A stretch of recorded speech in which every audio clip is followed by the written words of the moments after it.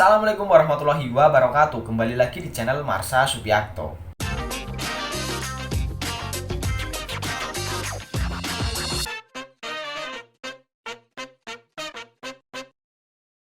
Pada kesempatan kali ini kita akan kembali membahas informasi menarik. Kali ini tentunya kembali terkait dengan seleksi calon pegawai negeri sipil untuk formasi tahun 2021. Kali ini infonya terkait dengan pemberkasan CPNS 2021. Karena saya tahu saat ini sudah banyak dari teman-teman yang selesai melaksanakan tes seleksi kompetensi bidang dan mungkin juga sudah ada yang tahu hasilnya. Hasil integrasi nilai SKD dan SKB dengan cara menghitung mandiri atau dihitung sendiri.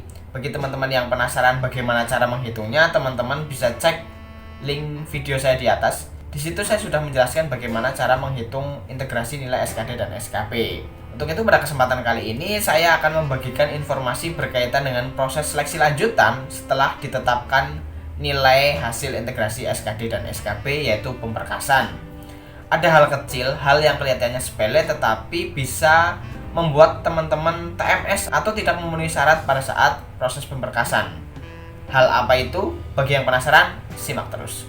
Oke, bismillahirrahmanirrahim. Langsung saja kita mulai. Jadi saya tiba-tiba saja teringat dengan salah satu tweet dari Pak Muhammad Ridwan. Beliau adalah Kepala Pusat Pengembangan Sistem Seleksi Badan Kepegawaian Negara pada saat proses seleksi administrasi dulu gitu ya. Jadi tweetnya, saya tak habis pikir peserta 2021 ikut seleksi CASN yang pakai satu materai di beberapa dokumen sekaligus. Ada yang TMS, ada yang MS. Saat Anda lulus SKD SKB akan ada pemberkasan dokumen secara fisik. Adapun argumentasi Anda begitu ketahuan cheating atau fraud atau curang, the decision is very clear. Keputusannya sudah sangat jelas. Lo gue N. Jadi pada saat proses seleksi administrasi mungkin ada yang TMS. Sebenarnya harusnya TMS, tapi mungkin juga masih ada yang memenuhi syarat.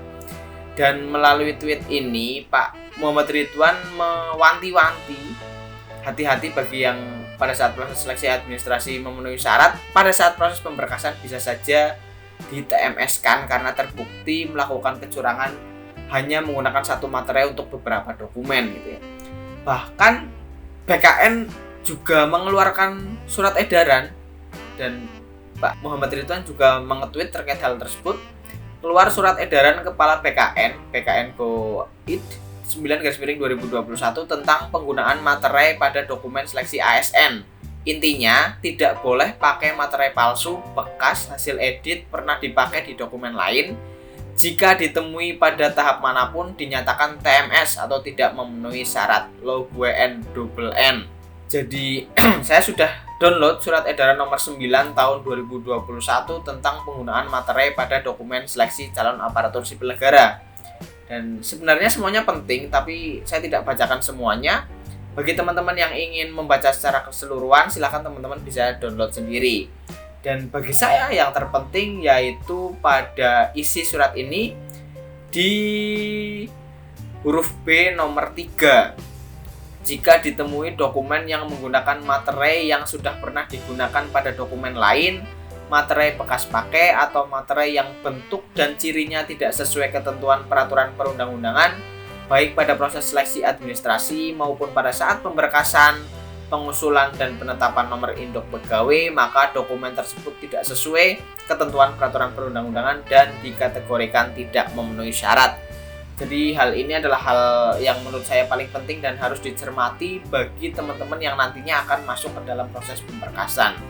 Dan semoga tidak ada kesalahan sedikit pun yang bisa mempengaruhi hasil teman-teman pada saat proses pemberkasan nantinya, karena teman-teman sudah berjuang dari awal membuat akun SSCASN, mendaftar dengan memenuhi persyaratan administrasi sampai pada saat proses SKB dan akhirnya proses pemberkasan final, tetapi gugur hanya gara-gara masalah sepele. Semoga tidak terjadi.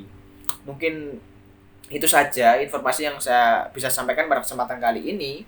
Kurang lebihnya mohon maaf. Terima kasih. Wassalamualaikum warahmatullahi wabarakatuh.